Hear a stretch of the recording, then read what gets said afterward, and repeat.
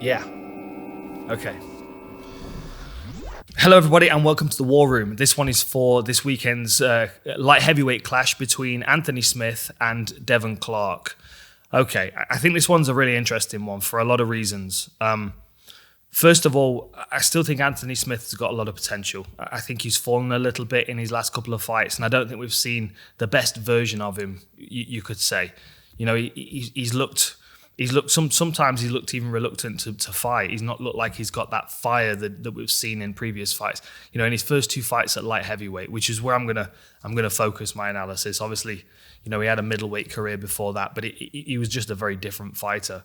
His first two fights at light heavyweight, the Rashad Evans knee finish, and the Shogun elbow against the fence, you know, absolutely vicious, and we need to see more of that in him, and certainly we need to see that now. You know, now he's not fighting over 5 rounds.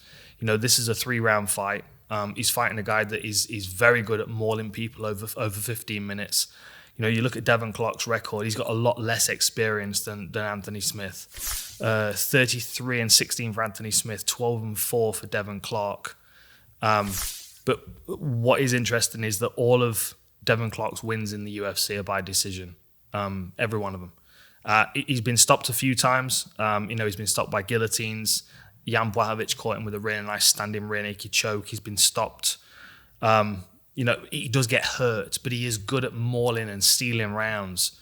I look at the way he matches up with Anthony Smith, and I feel like it's an obvious win for Anthony Smith as long as he shows up and he does his job. You know, he shows up as Lionheart. He's a tall, rangy fighter that holds the space very well. I mean, he's got a 4-inch height advantage, only an inch in reach, but he's definitely got a presence that I think can get inside Devin Clark's head. Clark's a good wrestler. You know, his mentality is wrestling. He's an athlete. He's competing. Anthony Smith is a fighter, and he's fighting. And that, you know, if he comes to fight, then that's one way of getting inside Devin Clark's head for him. I think his presence will force Devin Clark into wanting to clinch and wrestle. So I think Anthony Smith can kind of focus his game plan and really know what to expect from Devin Clark, especially once he's put Clark under pressure. For Devin Clark, I think he needs confidence in his strikes. I think, you know, if you look at his lower body, his legs are stacked. He's built like tree trunks. And that would definitely transfer into punching power. When you do see him striking, though, he looks uncomfortable. He looks a little rigid. He looks like he throws with power into every shot. And I just feel like, you know, maybe a little bit of you know, a little bit more work on his hands, you know, and he might realize the power that he's got and start catching people. I mean, in the Mennefield fight, he was certainly throwing with intention to knock out. And he landed a couple of good shots. It just so happened he was up against someone that, you know, can take those kind of punches. But this is definitely a fight where if he comes in shape and he comes in ready to hustle for 15 minutes, he can beat Anthony Smith, and he can certainly push himself right up there in the rankings. It's about managing the range between the two, though, and not letting Anthony Smith dictate the space in the octagon. Anthony Smith will walk him down and will stand at range and will pick him off with long punches. You know, he's got very good long range game. He's good at picking and poking with his legs. He's also good at stepping in behind his hands and hitting with elbows. And that's where we're going to see Devin Clark reaching out and looking for underhooks or level changing to try and get takedowns. But I feel like Anthony Smith kind of bookends his skills. You know, where Devin Clark's very strong in the wrestling game. In comparison, we've got Anthony Smith, who's a black belt in Brazilian Jiu-Jitsu, and he's got a good aggressive striking game as well. As far as comparisons go, just a few things that stood out to me. As I said, for Devin Clark, all of his wins in the UFC are by decision. He has got 2 knockouts on his record, I believe, 2 TKOs. I will just verify. 3 stoppages, 1 submission, 8 decisions.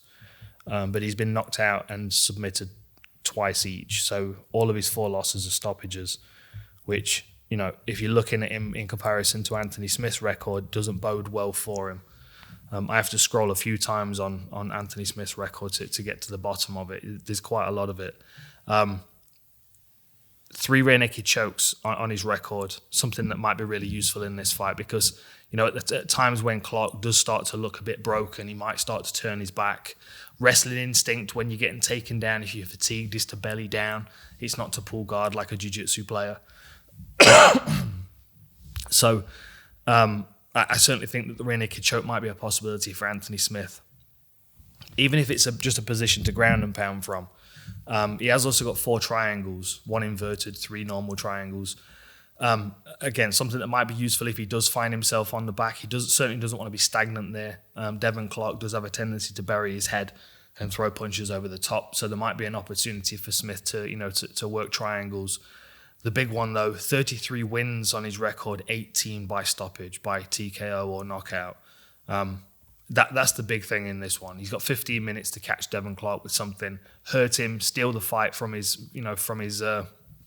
steal the motivation from him to fight, and then I think the door's wide open for Anthony Smith to get the finish, in a variety of different ways. For Devin Clark, it's a much more difficult fight, especially a much more difficult fight for him to get a stoppage. He's not characteristically a fighter that gets finishes in his fights. He's much more of a wrestler. Doesn't seem to have as much confidence in his jiu-jitsu or his striking as Anthony Smith.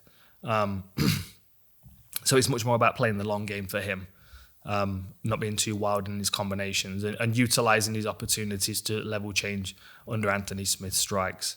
Because the Lionheart does step in with bad intentions, and that does give you some ease on takedowns if your timing's good, and his level changes are good. He has got good timing on them. Is there anything that I haven't mentioned which is on the stats? Let me just quickly check. Average fight time's longer for Devin Clark, which is surprising given the fact that Smith's got a couple of 5-rounders in there. Height and reach. Obviously height for Smith, as I said. Strikes landed per minute is higher for Devin Clark, but he's not nearly as impactful as Anthony Smith. His striking accuracy is higher and his striking defense is higher. But as you can see, Anthony Smith, he absorbs more per minute. He puts himself into range, puts himself in danger. But then you've also got to bear in mind the competition they've been up against.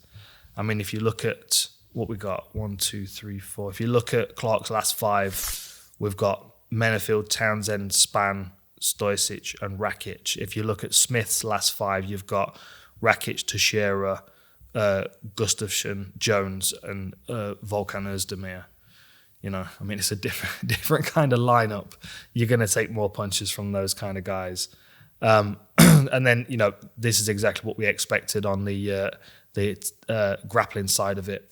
A much higher output as far as takedowns for Devin Clark. Slightly higher accuracy, but then Anthony Smith not really going for takedowns. Takedown defense at about 50%, but as I said, he's got that black belt to fall back upon if he needs it. And Devin Clark, 83% takedown defense. I don't really expect Anthony Smith to look to take him down. I think it's much more about landing shots that are hurtful and Devin Clark folding up against the fence, Anthony Smith maybe jumping on him and getting that rear naked choke finish. But it's a big opportunity for Devin Clark, and it's definitely not a fight that's without outside of his reach to win. He's certainly got the skills, the conditioning, and the potential with his wrestling to certainly drown Anthony Smith over 3 rounds. So we'll see how it plays out. Enjoy the fights. See you next time.